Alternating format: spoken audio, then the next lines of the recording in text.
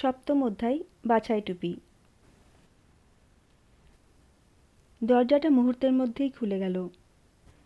সেখানে দাঁড়িয়ে ছিল পান্না সবুজ রঙের গাউন পরা কালো চুলওয়ালা লম্বা একজন জাদুকরী। তার মুখে ছিল অত্যন্ত কঠোর ভাব। হ্যারি মনে মনে ভাবল, এনার অপছন্দের পাত্র হওয়া বুদ্ধিমানের কাজ হবে না। হ্যাগ্রিড বলল, প্রফেসর ম্যাকগনিগাল, এরা প্রথম বর্ষের শিক্ষার্থী। প্রফেসর ম্যাকগনিগাল হ্যাগ্রিডকে ধন্যবাদ জানিয়ে বললেন, এখান থেকে আমি ওদের নিয়ে যাচ্ছি। তিনি দরজাটা পুরোপুরি খুলে দিলেন। প্রবেশ কক্ষটা ছিল এতটাই বিশাল যে ডার্সলিদের পুরো বাড়িটাকেই অনায়াসে এর মধ্যে ঢুকিয়ে দেওয়া যায়। পাথরের দেওয়ালগুলো আলোকিত হয়েছিল জ্বলন্ত মশালগুলোর আলোয়, ঠিক গ্রিনগটসের মশালগুলোর মতোই। ছাদটা এতটাই উঁচুতে ছিল যে তা ঠাহর করাও যাচ্ছিল না, আর ঠিক তাদের মুখোমুখি ছিল মার্বেল পাথরের তৈরি এক চমৎকার সিঁড়ি, যা ওপরের দিকে উঠে গেছে। তারা পাথরে বাঁধানো মেঝে পেরিয়ে অধ্যাপক ম্যাকগনিগালের পিছু নিল। ডান দিকের একটা দরজা দিয়ে ভেসে আসা শত শত কণ্ঠস্বরের গুঞ্জন হ্যারি শুনতে পাচ্ছিল। স্কুলের বাকি সবাই নিশ্চয়ই ততক্ষণে পৌঁছে গেছে, কিন্তু প্রফেসর ম্যাকগনিগাল প্রথম বর্ষের শিক্ষার্থীদের হলের একপাশে থাকা একটা ছোট্ট খালি রুমে নিয়ে গেলেন। তারা ঠেলাঠেলি করে ভেতরে ঢুকল। স্বাভাবিকের চেয়ে বেশ খানিকটা কাছাকাছি দাঁড়িয়ে তারা কিছুটা ভীত সন্ত্রস্ত হয়ে এদিক ওদিক তাকাতে লাগল। হগওয়ার্টসে তোমাদের স্বাগতম, প্রফেসর ম্যাকগনিগাল বললেন। শিক্ষাবর্ষ আরম্ভের উপলক্ষে আয়োজিত খাওয়া দাওয়া শীঘ্রই শুরু হবে, তবে বড় হলে নিজেদের আসনে বসার আগে তোমাদের বিভিন্ন হাউসে বাছাই করা হবে। এই বাছাই পর্বটা অত্যন্ত গুরুত্বপূর্ণ একটা অনুষ্ঠান, কারণ তোমরা যতদিন এখানে থাকবে তোমাদের নিজস্ব হাউসটা হগওয়ার্টসের ভেতরে তোমাদের পরিবারের সমতুল্য হয়ে উঠবে। তোমরা তোমাদের হাউসের বাকি সদস্যদের সাথে ক্লাস করবে, তোমাদের হাউসের ডরমিটরিতেই থাকবে এবং অবসর সময়টুকু তোমাদের হাউসের কমন রুমেই কাটাবে। 4টে হাউসের নাম হলো গ্রিফিন্ডর, হাফেলপাফ, রেভেনক্ল এবং স্লিদারিন। প্রতিটা হাউসেরই রয়েছে নিজস্ব এক গৌরবোজ্জ্বল ইতিহাস, এবং প্রতিটা হাউস থেকেই উঠে এসেছে অসাধারণ জাদুকর এবং জাদুকরী। হগওয়ার্টসে থাকাকালীন তোমাদের সাফল্যগুলো তোমাদের হাউসের জন্য পয়েন্ট অর্জন করবে, অন্যদিকে কোনো নিয়ম লঙ্ঘন করলে হাউস থেকে পয়েন্ট কাটা যাবে। বছরের শেষে যে হাউসের পয়েন্টের সমষ্টি সর্বাধিক হবে তাকেই হাউস কাপ দিয়ে পুরস্কৃত করা হবে, যা এক অত্যন্ত সম্মানের বিষয়। আমি আশা করি তোমরা যে হাউসেরই সদস্য হও না কেন, তোমাদের মধ্যে প্রত্যেকেই সেই হাউসের জন্য গর্বের কারণ হয়ে উঠবে। আর মাত্র কয়েক মিনিটের মধ্যেই বিদ্যালয়ের বাকি সবার সামনে বাছাই অনুষ্ঠানটা অনুষ্ঠিত হবে। ততক্ষণ তোমরা প্রত্যেকেই নিজেদের যতটা সম্ভব পরিপাটি ও সুসজ্জিত করে নাও। প্রফেসর ম্যাকগনিগাল একবার নেভিলের গাউনটা দেখে নিলেন, যেটা তার কান থেকে ঝুলছিল। তার পর মুহূর্তেই তার দৃষ্টি চলে গেল রনের কালচে দাগ লাগা নাকের উপর। হ্যারি কিছুটা ঘাবড়ে গিয়ে নিজের চুলগুলো ঠিকঠাক করতে লাগল। প্রফেসর ম্যাকগনিগাল বললেন, তোমরা প্রস্তুত হলে আমি ফিরে আসব, দয়া করে চুপচাপ অপেক্ষা করো। এই বলে তিনি সেখান থেকে চলে গেলেন। হ্যারি ঢোক গিলল। ঠিক কিভাবে ওরা আমাদের বিভিন্ন হাউসে ভাগ করে, সে রনকে জিজ্ঞেস করল। আমার মনে হয় কোনো এক ধরনের পরীক্ষার মাধ্যমে। ফ্রেড বলেছিল ওটা নাকি খুব যন্ত্রণাদায়ক, তবে আমার ধারণা ও হয়তো মজা করছিল।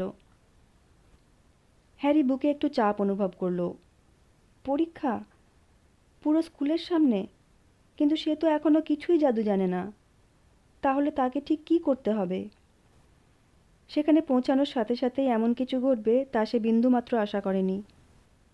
সে উদ্বিগ্ন দৃষ্টিতে চারপাশটা দেখে নিল এবং খেয়াল করল যে অন্য সবাইকেও ভীষণ আতঙ্কিত দেখাচ্ছে। হারমাইনি গ্রেঞ্জার ছাড়া আর কেউ বিশেষ কোনো কথা বলছিল না। হারমাইনি খুব দ্রুত ফিসফিস করে তার শেখা সমস্ত জাদুমন্ত্রের কথা আওড়াচ্ছিল এবং মনে মনে ভাবছিল এর মধ্যে কোন মন্ত্রটা তাকে জিজ্ঞেস করা হবে।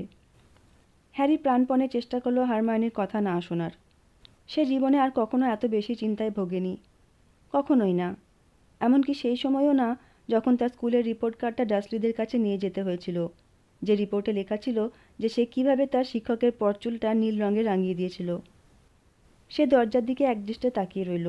এই বুঝি প্রফেসর ম্যাকগনিগাল ফিরে এসে তাকে স্কুল থেকে বার করে দেয়।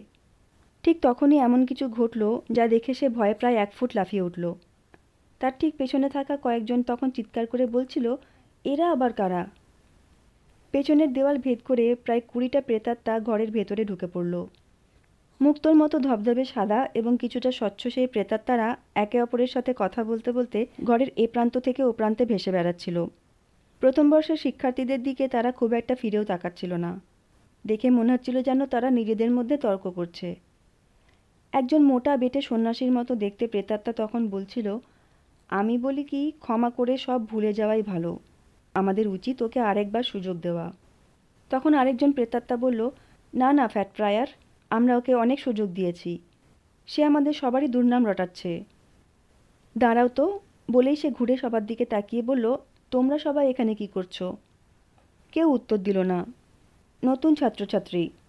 ফ্যাট ফ্রায়ার তাদের দিকে তাকিয়ে হাসতে হাসতে বললেন, মনে হচ্ছে এবার তোমাদের বাছাই করা হবে। কয়েকজন মাথা নাড়ল। ফ্রায়ার নামক প্রেতাত্মাটা বলল, আশা করছি তোমাদের হাফেলপাফে দেখতে পাবো। ওটা আমার পুরোনো হাউস। প্রফেসর ম্যাকগনিগাল ফিরে এসে একটা তীক্ষ্ণ কণ্ঠস্বরে বললেন, এবার এগিয়ে যাও, এখনই বাছাই পর্ব শুরু হবে। একে একে প্রেতাত্মারা ভেসে ভেসে উল্টো দিকের দেওয়াল ভেদ করে অদৃশ্য হয়ে গেল। প্রফেসর ম্যাকগনিগাল প্রথম বর্ষের শিক্ষার্থীদের বললেন, এবার একটা সারিতে দাঁড়াও এবং আমার পেছন পেছন এসো। হ্যারির অদ্ভুত এক অনুভূতি হলো, যেন তার পা দুটো সীসার মতো ভারী হয়ে গেছে। সে বালি রঙের চুলের এক ছেলের পেছনে দাঁড়ালো, আর ঠিক তার পেছনেই ছিল রন। এরপর তারা সেই ঘরটা থেকে বেরিয়ে এলো। হলঘরটা পেরিয়ে গেল এবং একজোড়া বিশাল দরজার মধ্যে দিয়ে প্রবেশ করলো আর একটা আরও বড় হলে। হ্যারি এমন অদ্ভুত চমৎকার জায়গার কথা কখনো কল্পনাও করেনি। হাজার হাজার মোমের আলোয় জায়গাটা উদ্ভাসিত ছিল। সেই মোমবাতিগুলো চারটা বিশাল টেবিলের ঠিক উপরে শূন্যে ভাসছিল, যে টেবিলগুলোতে বাকি শিক্ষার্থীরা বসেছিল। এই টেবিলগুলো ঝকঝকে সোনালি থালা ও গ্লাস দিয়ে সাজানো ছিল। হলের এক প্রান্তে ছিল আরেকটা বিশাল টেবিল, যেখানে শিক্ষকরা বসেছিলেন। প্রফেসর ম্যাকগনিগাল প্রথম বর্ষের শিক্ষার্থীদের সেই টেবিলের দিকেই নিয়ে গেলেন, ফলে তারা সারিবদ্ধভাবে দাঁড়িয়ে পড়ল। তাদের সামনে ছিল হলের বাকি শিক্ষার্থীরা এবং ঠিক পিছনেই ছিলেন শিক্ষকরা। মিটমিট করে জ্বলা মোমবাতির আলোয় তাদের দিকে একদৃষ্টে তাকিয়ে থাকা শত শত মুখমণ্ডলকে ফ্যাকাশে লণ্ঠনের মতো দেখাচ্ছিল। শিক্ষার্থীদের ভিড়ে এখানে সেখানে ছড়িয়ে থাকা প্রেতাত্মাগুলো কুয়াশাচ্ছন্ন রূপালী আভার মতো জ্বলজ্বল করছিল। হয়তো সেই সব উৎসুক দৃষ্টি এড়িয়ে চলার উদ্দেশ্যেই হ্যারি ওপরের দিকে তাকালো এবং দেখতে পেল তারাই ভরা ভেলভেটের মতো একটা কালো ছাদ। সে হারমায়োনির ফিসফিসানি শুনতে পেল, বাইরের আকাশের মতো দেখানোর জন্য ছাদটায় জাদুমন্ত্র প্রয়োগ করা হয়েছে। আমি হগওয়ার্টস আ হিস্ট্রি বইটাতে পড়েছিলাম। দেখে বোঝাই যাচ্ছিল না যে ওই ওপরে আদৌ কোনো ছাদ আছে। বড় হলটা যে সরাসরি খোলা আকাশের নিচে নয়, তা বিশ্বাস করা ছিল অসম্ভব। হ্যারি দ্রুত নিচের দিকে তাকালো। ঠিক তখনই প্রফেসর ম্যাকগনিগাল নিঃশব্দে প্রথম বর্ষের শিক্ষার্থীদের সামনে চার পায়া একটা টুল রেখে দিলেন। সেই টুলের ওপর তিনি রাখলেন জাদুকরদের একটা সূচালো টুপি। টুপিটা ছিল তাপ্পি মারা, জরাজীর্ণ এবং অত্যন্ত নোংরা। আন্টি পিটুনিয়া হলে তো ওটাকে বাড়িতে কিছুতেই ঢুকতে দিত না। হ্যারির মাথায় হুট করেই এক অদ্ভুত চিন্তা এলো। হয়তো তাদের এই টুপিটা থেকে জাদুর মাধ্যমে কোনো খরগোশ বের করে আনতে হবে। সে লক্ষ্য করল হলের ভেতরে উপস্থিত সবাই এখন একদৃষ্টে টুপিটার দিকে তাকিয়ে আছে, তাই সেও তাদের দেখা দেখি টুপিটার দিকে তাকিয়ে রইল। এক মুহূর্তের জন্য সেখানে নিস্তব্ধতা নেমে এলো এবং তারপরই হঠাৎ করে টুপিটা নড়ে উঠল। টুপির শেষ প্রান্তে থাকা একটা ছেঁড়া অংশ মুখের মতো হাঁ হয়ে গেল, আর অমনি টুপিটা গান গেয়ে উঠল। হয়তো তুমি আমায় সুন্দর ভাববে না, কিন্তু কেবল চোখের দেখায় আমায় বিচার করো না। যদি তুমি খুঁজে পাও এমন কোনো টুপি যা আমার চেয়েও বেশি বুদ্ধিমান, তবে আমি নিজেই নিজেকে গিলে খাবো। তুমি তোমার সেই কালো টুপিগুলো রাখতে পারো। হতে পারে সেগুলো উঁচু ও মসৃণ, কিন্তু আমিই সবার সেরা হগওয়ার্টসের বাছাই টুপি, আর আমিই সবার ঊর্ধ্বে। তোমার মাথার ভেতর এমন কিছুই নেই যা আমি দেখতে না পাই। তাই আমায় মাথায় তুলে দেখো, আমিই তোমায় বলে দেব তোমার প্রকৃত স্থানটা আসলে কোথায়। হয়তো তোমার জায়গা হবে গ্রিফিন্ডরে, যেখানে বাস করে নির্ভীক হৃদয়ের মানুষরা। তাদের দুঃসাহস, অদম্য মনোবল আর বিরচিত শৌর্য এই গ্রিফিন্ডরবাসীদের করে তোলে অনন্য। হয়তো বা তোমার স্থান হবে হাফেলপাফে, যেখানে সবাই ন্যায়পরায়ণ ও বিশ্বস্ত। সেই ধৈর্যশীল হাফেলপাফরা বড়ই খাঁটি এবং কঠোর পরিশ্রমে তারা নির্ভীক। কিংবা হয়তো সেই অভিজ্ঞ রেভেনক্লতে, যদি তোমার মন হয় ক্ষুরধার, যেখানে বুদ্ধি ও পাণ্ডিত্যের অধিকারী যারা, তারা সর্বদা খুঁজে পায় নিজেদের সমগোত্রীয়দের। অথবা হয়তো স্লিদারিনে তুমি খুঁজে পাবে তোমার প্রকৃত বন্ধু। ওই ধূর্ত লোকেরা নিজেদের স্বার্থ হাসিল তরে যে কোনো উপায়ই বেছে নেয়। তাই আমায় মাথায় তুলে নাও, ভয় পেও না, আর একদম ঘাবড়ে যেও না।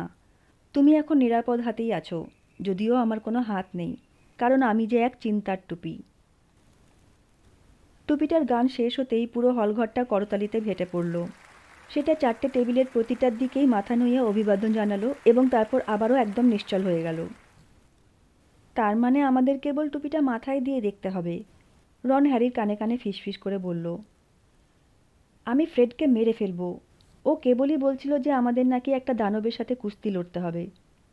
হ্যারি মৃদু হাসল। হ্যাঁ, টুপিটা মাথায় দিয়ে দেখাটা কোনো জাদুমন্ত্র প্রয়োগ করার চেয়ে ঢের ভালো। তবে হ্যারির মনে মনে ইচ্ছা হচ্ছিল সবাই এভাবে তাকিয়ে না থেকে যদি সে আড়ালে টুপিটা পরে দেখতে পারত তবেই বোধহয় সবচেয়ে ভালো হতো। টুপিটা যেন মানুষের কাছে একটু বেশিই প্রত্যাশা করছিল, কারণ ঠিক এই মুহূর্তে হ্যারির নিজেকে মোটেও সাহসী কিংবা ক্ষুরধার বুদ্ধিসম্পন্ন এমন কিছুই মনে হচ্ছিল না।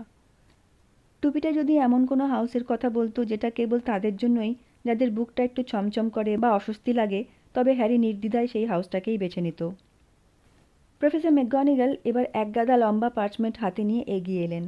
তিনি বললেন, আমি যখন তোমাদের নাম ধরে ডাকবো তোমরা টুপিটা পরবে এবং বাছাই পর্বের জন্য টুলের ওপর বসবে। হ্যানা অ্যাবট। গোলাপি মুখের সোনালি বেনি করা একটা মেয়ে লাইন থেকে টলতে টলতে বেরিয়ে এসে টুপিটা পরল, যেটা একেবারে তার চোখের উপর এসে পড়ল, এবং সে বসে পড়ল। এক মুহূর্ত চুপ থেকেই টুপিটা চেঁচিয়ে উঠল, হাফেলপাফ। হানা যখন হাফেলপাফের টেবিলে বসতে গেল তখন ডান দিকের টেবিলটা থেকে সবাই হাততালি দিয়ে চেঁচিয়ে উঠল। হ্যারি দেখল ফ্যাট ফ্রায়ারের পেতাত্তাটা হাসি মুখে তার দিকে হাত নাড়াচ্ছে। সুজেন বোনস। টুপিটা আবারও চিৎকার করে উঠল, হাফেলপাফ। আর সুজান দ্রুত পায়ে এগিয়ে গিয়ে হানার পাশে বসল। টেরি বুট, রেভেনক্ল। এবার বাম দিক থেকে দ্বিতীয় সারির টেবিলটা হাততালি দিয়ে উঠল। টেরি যখন তাদের দলে যোগ দিতে এগিয়ে গেল তখন রেভেনক্লর বেশ কয়েকজন উঠে দাঁড়িয়ে তার সাথে হাত মেলালো। ব্রকলহার্স্ট মান্ডিও রেভেনক্লতেই গেল, কিন্তু ব্রাউন ল্যাভেন্ডারি প্রথম গেল গ্রিফিন্ডরে। আর একদম বাম দিকের টেবিলটা উল্লাসে ফেটে পড়ল। হ্যারি দেখতে পেল রনের যমজ ভাইরা শীষ বাজিয়ে তাকে স্বাগত জানাচ্ছে। এবার বুলস্ট্রোড এবং মিলিসেন্ট গেল স্লিদারিনে। হয়তো মনের ভুলেই বা স্লিদারিন সম্পর্কে সে যা কিছু শুনেছিল তার পরিপ্রেক্ষিতে হ্যারির মনে হলো ওই দলটা দেখতে বেশ অপ্রীতিকর। Justin Finch Fletchley, Hufflepuff. Harry লক্ষ্য করল কখনো কখনো টুপিটা মুহূর্তের মধ্যেই হাউসের নাম চেঁচিয়ে বলে ওঠে, আবার কখনো সিদ্ধান্ত নিতে কিছুটা সময় নেয়। সারিতে হ্যারির ঠিক পাশেই দাঁড়িয়ে থাকা সোনালি বাদামি চুলের ছেলেটা সিমাস ফিনিগান প্রায় পুরো 1 মিনিট ধরে সেই টুলটার ওপর বসে রইল। অবশেষে টুপিটা তাকে গ্রিফিন্ডর হিসেবে ঘোষণা করল। Hermione Granger. হারমায়োনি প্রায় দৌড়েই টুলটার কাছে গেল এবং আগ্রহ ভরে টুপিটা মাথায় পরে নিল। টুপিটা চিৎকার করে উঠল, গ্রিফিন্ডর। রন গজগজ করছিল। হ্যারির মাথায় এক ভয়ঙ্কর চিন্তা এলো, যদি তাকে আদৌ বেছে না নেওয়া হয়, যদি সে ঘন্টার পর ঘন্টা চোখের উপর টুপিটা নিয়ে বসে থাকে যতক্ষণ না প্রফেসর ম্যাকগনিগাল তার মাথা থেকে টুপিটা ঝটকা দিয়ে খুলে নিয়ে বলেন যে হয়তো তার কোনো ভুল হয়েছে এবং তাকে ট্রেনে ফিরে যেতে হবে। নেভিল লংবটম, সেই ছেলেটা যে বারবার তার ব্যাংকটা হারিয়ে ফেলত যখন ডাক পেল তখন টুলের দিকে যাওয়ার পথেই সে হোঁচট খেয়ে পড়ে গেল। নেভিলের ব্যাপারে সিদ্ধান্ত নিতে টুপিটার বেশ অনেকটা সময় লাগলো। অবশেষে যখন সেটা সজোরে ঘোষণা করল গ্রিফিন্ডর, নেভিল তখন টুপিটা মাথায় নিয়েই দৌড়ে পালালো। ফলে হাসির তুমুল রোল আর অট্টহাসির মাঝেই তাকে আবার দৌড়ে ফিরে আসতে হলো যাতে সে টুপিটা আরেকজনের হাতে তুলে দিতে পারে। নাম ধরে ডাকতেই ম্যালফয় বুক ফুলিয়ে এগিয়ে গেল আর সঙ্গে সঙ্গেই তার ইচ্ছা পূরণ হয়ে গেল। টুপিটা তার মাথায় ছুঁয়ে যেতে না যেতেই চিৎকার করে উঠল স্লিদারিন বলে। ম্যালফয় আত্মতৃপ্তির সাথে বন্ধু ক্র্যাব আর গোয়েলের কাছে ফিরে গেল। এখন আর বেশি লোক বাকি ছিল না। মুন, পার্কিনসন্স, নাট, তারপর একজোড়া যমজ মেয়ে, পাতিল, তারপর পার্কাস, স্যালি অ্যান এবং তারপরে অবশেষে হ্যারি। তার নাম ধরে ডাকতেই হ্যারি যেই এগিয়ে গেল হঠাৎ করেই হল জুড়ে ছোট ছোট হিসহিসে আগুনের মতো ফিসফিসানি ছড়িয়ে পড়ল। কি বলল? Harry Potter? সেই হ্যারি পটার? টুপিটা তার চোখের ওপর নেমে আসার ঠিক আগের মুহূর্তে হ্যারি শেষ যে দৃশ্যটা দেখল তা হলো হলঘরটার লোকে লোকারণ্য। সবাই ঘাড় উঁচিয়ে তাকে এক নজর দেখার জন্য আপ্রাণ চেষ্টা করছে। পর মুহূর্তেই তার দৃষ্টির সামনে নেমে এলো টুপির ভেতরের সেই গাঢ় কালো অন্ধকারটা। সে অপেক্ষা করতে লাগলো। তার কানের কাছেই একটা মৃদু কণ্ঠস্বর বলে উঠল, কঠিন, বেশ কঠিন। দেখতে পাচ্ছি তোমার মধ্যে সাহসের কোনো কমতি নেই, বুদ্ধিও মন্দ নয়, প্রতিভা তো রয়েইছে। আর হ্যাঁ, অবশ্যই নিজেকে প্রমাণ করার এক প্রবল আকাঙ্ক্ষাও রয়েছে। তো তোমাকে আমি কোন হাউসে পাঠাবো? হ্যারি টুলটার কিনারা শক্ত করে আঁকড়ে ধরল এবং মনে মনে ভাবল, স্লিদারিনে নয়, প্লিজ স্লিদারিনে নয়, কিছুতেই না। স্লিদারিন নয়? একটা কণ্ঠস্বর বলে উঠল। তুমি কি নিশ্চিত? তুমি কিন্তু অনেক মহান হতে পারো। তোমার সব সম্ভাবনা তো তোমার মাথার ভেতরেই লুকিয়ে আছে, এ নিয়ে কোনো সন্দেহ নেই। তাও না? বেশ, তুমি যদি একদমই না চাও তবে গ্রিফিন্ডোর। হ্যারি শুনতে পেল টুপিটা তার শেষ কথাটা পুরো হলঘর জুড়ে চিৎকার করে ঘোষণা করল। সে মাথা থেকে টুপিটা নামালো এবং কাঁপতে কাঁপতে গ্রিফিন্ডরের টেবিলের দিকে এগিয়ে গেল। নির্বাচিত হতে পেরে এবং স্লিদারিনে না যেতে পেরে সে এতটাই স্বস্তি বোধ করছিল যে সে টেরই পেল না তাকেই এখনো পর্যন্ত সবচেয়ে জোরালো হাততালি দিয়ে বরণ করা হচ্ছে। প্রিফেক্ট পার্সি উঠে দাঁড়ালো এবং অত্যন্ত উষ্ণতার সাথে তার সাথে হাত মেলালো। ওদিকে উইজলি যমজ ভাইয়েরা সমস্বরে চেঁচিয়ে উঠল, আমরা পেয়ে গেছি, আমরা পেয়ে গেছি পটারকে। হ্যারি গিয়ে সেই ভূতের ঠিক উল্টো দিকে বসল যার গলায় কুঁচকানো কলার পরা ছিল এবং যাকে সে এর আগেই একবার দেখেছিল। ভূতটা হ্যারির হাতে আলতো করে চাপ দিল, আর ঠিক তখনই হ্যারির মনে এক আকস্মিক এবং ভয়াবহ অনুভূতি জাগল, যেন সে এইমাত্র তার হাতটা বরফ শীতল জলের একটা বালতির ভেতরে ডুবিয়ে দিয়েছে। সে এখন উঁচু টেবিল বা প্রধান মঞ্চটা স্পষ্টভাবে দেখতে পাচ্ছিল। তার সবচেয়ে কাছে বসেছিল হ্যাগ্রিড। তার দৃষ্টি হ্যারির ওপর পড়তেই সে তাকে বুড়ো আঙুল তুলে ইশারা করল। হ্যারি হাসি মুখে তার দিকে তাকালো। আর ঠিক সেখানেই উঁচু টেবিলের ঠিক মাঝখানে একটা বিশাল সোনালি রঙের চেয়ারে বসেছিলেন অ্যালবাস ডাম্বলডোর। ট্রেনে চকলেট ফ্রক থেকে পাওয়া কার্ডটাতে তার ছবি দেখে হ্যারি তাকে মুহূর্তের মধ্যেই চিনতে পারল। পুরো হলঘরের মধ্যে একমাত্র ডাম্বলডোরের রূপালি চুলগুলোই প্রেতাত্মাদের মতো উজ্জ্বলভাবে ঝলমল করছিল। হ্যারি প্রফেসর কুইরেলকেও দেখতে পেল, সেই লাজুক ও নার্ভাস লোকটা যার সাথে লিকি কলরনে তার দেখা হয়েছিল। মাথায় একটা বিশাল বেগুনি রঙের পাগড়ি পরে তাকে দেখতে বেশ অদ্ভুত লাগছিল। আর এখন বাছাইয়ের জন্য বাকি ছিল মাত্র ৩ জন। থমাস ডিন, রনের চেয়েও লম্বা এক কৃষ্ণাঙ্গ ছেলে, হ্যারিদের গ্রিফিন্ডর টেবিলে এসে যোগ দিল। লিসা টার্পিন গেল রেভেনক্লতে, আর এরপরই এলো রনের পালা। ততক্ষণে ভয়ে তার মুখ ফ্যাকাশে সবুজ হয়ে উঠেছিল। হ্যারি টেবিলের নিচে আড়ালে তার আঙুলগুলো আড়াআড়ি করে রাখল। ঠিক এক মুহূর্ত পরেই টুপিটা সজোরে চিৎকার করে উঠল, গ্রিফিন্ডোর। বাকি সবার সাথে হ্যারিও জোর হাততালি দিয়ে উঠল, আর রন ধপাস করে তার পাশের চেয়ারটাতে বসে পড়ল। সাবাস রন, চমৎকার! হ্যারির পাশ থেকে বেশ গাম্ভীর্যের সাথেই বলে উঠল পার্সি উইজলি। প্রফেসর ম্যাকগনিগাল তার লিস্টটা গুছিয়ে নিলেন এবং বাছাই টুপিটা সেখান থেকে সরিয়ে নিলেন। হ্যারি তার সামনে রাখা খালি সোনালি থালাটার দিকে তাকালো। সে এইমাত্র বুঝতে পারল যে তার কি ভীষণ খিদে পেয়েছে। কুমড়োর পুর ভরা সেই পেস্ট্রিগুলো খাওয়ার ঘটনাটা যেন এখন বহু যুগ আগের কথা মনে হচ্ছিল। অ্যালবাস ডাম্বলডোর উঠে দাঁড়িয়েছিলেন। তিনি ছাত্রদের দিকে তাকিয়ে দুহাত প্রসারিত করে হাসছিলেন, যেন তাদের সবাইকে সেখানে দেখে তার চেয়ে বেশি আনন্দ আর কিছুতেই হতে পারে না। তিনি বললেন, স্বাগতম, হগওয়ার্টসের নতুন বছরে তোমাদের স্বাগতম। আমাদের খাওয়া দাওয়া শুরু করার আগে আমি কয়েকটা কথা বলতে চাই, আর সেগুলো হলো নিটউইট, ব্লাবার, ওটম্যান, টুইক। ধন্যবাদ। তিনি আবার বসে পড়লেন। সবাই হাততালি দিয়ে উল্লাস করতে লাগলো। হ্যারি বুঝতে পারছিল না সে হাসবে কিনা। উনি কি একটু পাগল? সে অনিশ্চিতভাবে পার্সিকে জিজ্ঞেস করল। পার্সি হালকাভাবে বলল, পাগল? উনি একজন জিনিয়াস, বিশ্বের সেরা জাদুকর।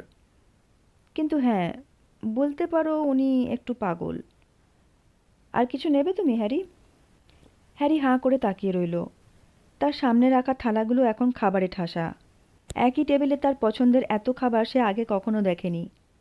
Roast beef, chicken roast, pork, lamb, sausage, bacon, steak, সেদ্ধ আলু, রোস্ট করা আলু, ফ্রেঞ্চ ফ্রাই, ইয়র্কশায়ার পুডিং, মটরশুঁটি, গাজর, গ্রেভি, কেচাপ এবং কোনো এক অদ্ভুত কারণে পিপারমিন্ট হ্যামবার্গ।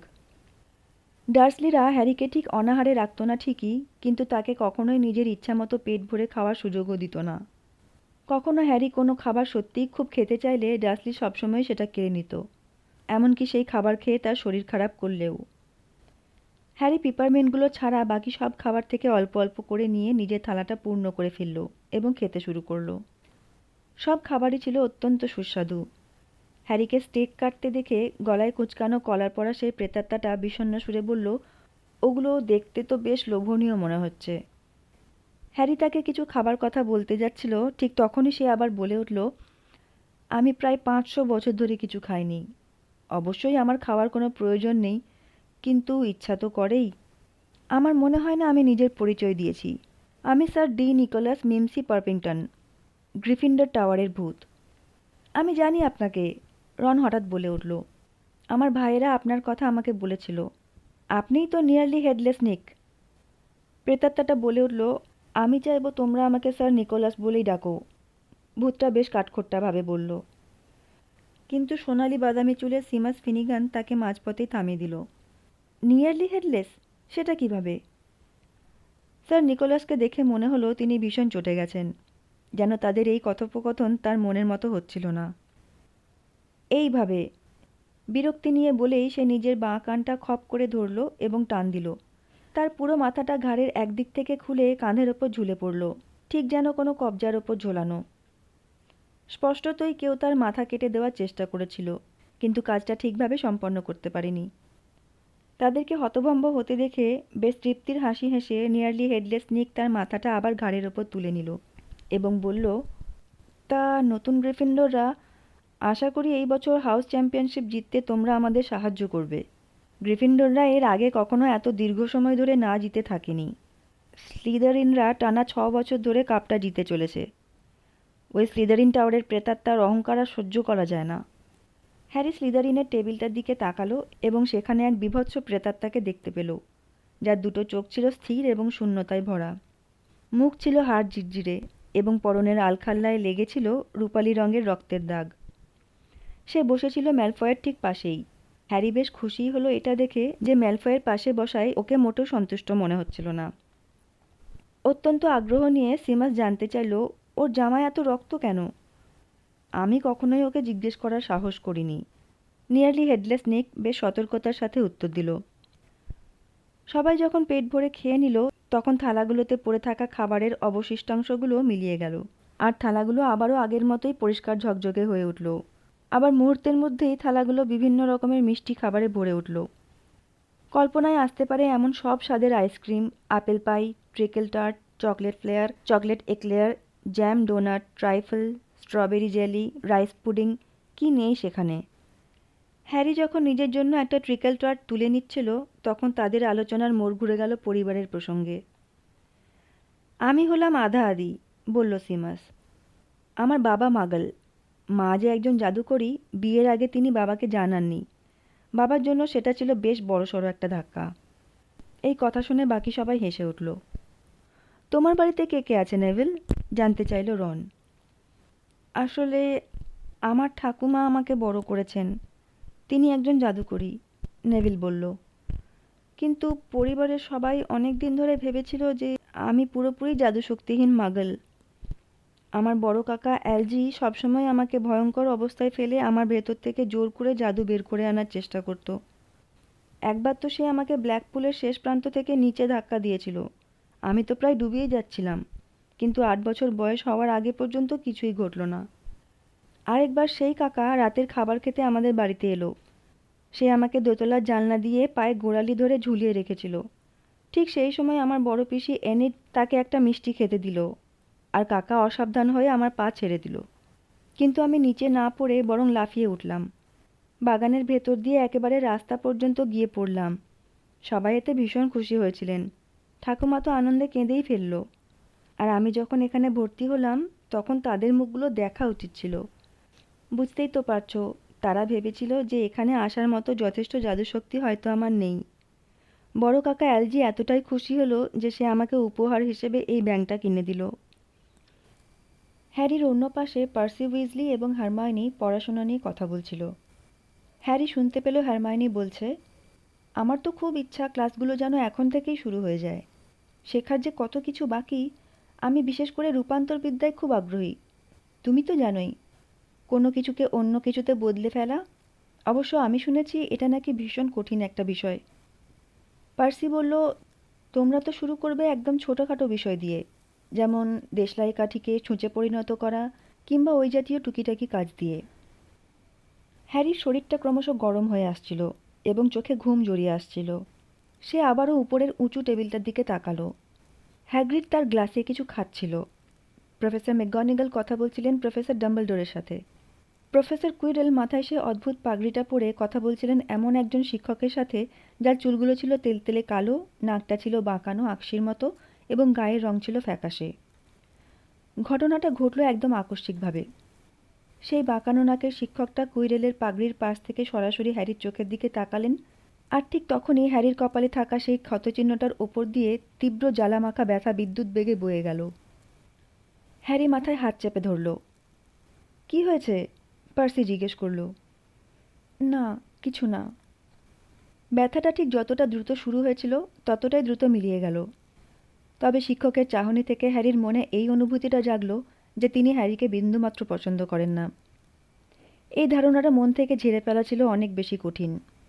সে পার্সিকে জিজ্ঞেস করল, প্রফেসর কুইরেলের সাথে যিনি কথা বলছেন তিনি কে? ও, তুমি কুইরেলকে আগে থেকেই চিনতে? তাই তো বলি, ওকে অত বিচলিত দেখাচ্ছে কেন? আর হ্যাঁ, উনি হলেন প্রফেসর স্নেপ। উনি জাদু পানীয় তৈরির বিদ্যা শেখান, তবে শেখাতে চান না। সবাই জানে যে উনি কুইরেলের চাকরিটা হাতিয়ে নেওয়ার মতলবে আছেন। স্নেপ কালো জাদু সম্পর্কে প্রচুর জানেন। হ্যারি কিছুক্ষণ স্নেপের দিকে তাকিয়ে রইল, কিন্তু স্নেপ আর তার দিকে ফিরেও তাকালো না। অবশেষে মিষ্টিগুলোও উধাও হয়ে গেল এবং প্রফেসর ডাম্বলডোর পুনরায় উঠে দাঁড়ালেন। এখন যেহেতু আমাদের সবার খাওয়া দাওয়া শেষ, তাই আরও 2-4টে কথা বলতে চাই। নতুন শিক্ষাবর্ষের শুরুতে তোমাদের কিছু জানিয়ে দেওয়া উচিত। প্রথম বর্ষের শিক্ষার্থীদের বিশেষভাবে মনে রাখতে হবে যে বিদ্যালয়ের প্রাঙ্গণে অবস্থিত জঙ্গলে প্রবেশ করা সকল শিক্ষার্থীর জন্যই কঠোরভাবে নিষিদ্ধ। আর আমাদের প্রবীণ শিক্ষার্থীদের কয়েকজনের জন্যও এই বিষয়টা পুনরায় স্মরণ করিয়ে দিচ্ছি। ডাম্বলডোর হঠাৎ করে মিটমিট চোখে যমজ উইজলি ভাইদের দিকে দেখে নিলেন। এছাড়া স্কুলের তত্ত্বাবধায়ক মিস্টার ফিল্চ আমাকে অনুরোধ করেছেন তোমাদের সবাইকে মনে করিয়ে দিতে যে ক্লাসের ফাঁকে করিডোরে থাকাকালীন কোনো প্রকার জাদু ব্যবহার করা যাবে না। এই শিক্ষাবর্ষের দ্বিতীয় সপ্তাহে কুইডিচ দলের বাছাই পর্ব অনুষ্ঠিত হবে। নিজের নিজের হাউসের হয়ে খেলতে আগ্রহী শিক্ষার্থীরা ম্যাডাম হুচের সাথে যোগাযোগ করবে। এবং সবশেষে আমাকে তোমাদের বলতেই হচ্ছে যে এই বছর অত্যন্ত যন্ত্রণাদায়ক মৃত্যু না চাইলে 3তলার ডান দিকের করিডোরটায় কেউ যেও না। হ্যারি হেসে উঠল। সে লক্ষ্য করল আর কেউ হাসছে না। উনি কি সত্যি বলছেন? সে পার্শ্বের দিকে তাকিয়ে বিড়বিড় করে বলল। নিশ্চয়ই, ডাম্বলডোরের দিকে ভুরু কুঁচকে বলল পার্সি। ব্যাপারটা অদ্ভুত, কারণ উনি সাধারণত আমাদের কোথাও যেতে বারণ করলে তার কারণটা বলে দেন। জঙ্গলটা ভয়ঙ্কর পশুতে ভরা সেটা তো সবাই জানে। অন্তত আমাদের প্রিফেক্টদের তো কারণটা বলতে পারতেন। ডাম্বলডোর চেঁচিয়ে বললেন, আর এখন ঘুমোতে যাওয়ার আগে চলো আমরা স্কুলের গানটা গাই। হ্যারি লক্ষ্য করল যে অন্য শিক্ষকদের মুখের হাসিটা মিলিয়ে গেছে। ডাম্বলডোর তার জাদুদণ্ডটা দিয়ে হালকা একটা ঝটকা দিলেন, আর অমনি তা থেকে বেরিয়ে এলো এক দীর্ঘ সোনালি ফিতে। সেটা টেবিলের অনেক উঁচুতে উঠে সাপের মতো পেঁচিয়ে পেঁচিয়ে শব্দের রূপ নিল। ডাম্বলডোর বললেন, তোমরা সবাই তোমাদের পছন্দের সুরটা বেছে নাও। চলো শুরু করা যাক। আর পুরো স্কুলটা সমস্বরে গেয়ে উঠল। সবাই গানটা ভিন্ন ভিন্ন সময়ে শেষ করল। সব শেষে কেবল উইজলি যমজ ভাইরা একটা অত্যন্ত ধীরগতির সুরে গলা মিলিয়ে গান গেয়ে যাচ্ছিল। ডাম্বলডোর তার জাদুদণ্ড দিয়ে তাদের গানের শেষ কয়েকটা পংক্তির সাথে তাল মেলালেন, আর যখন তারা গান শেষ করল তখন তিনিই সবচেয়ে জোরে হাততালি দিচ্ছিলেন।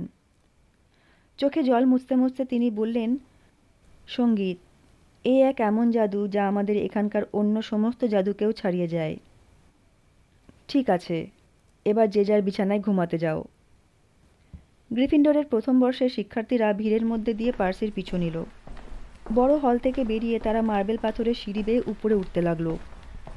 হ্যারির পা দুটো আরও ভারী হয়ে উঠছিল, তবে তার কারণ ছিল অতিরিক্ত ক্লান্তি আর পেট ভর্তি খাবার।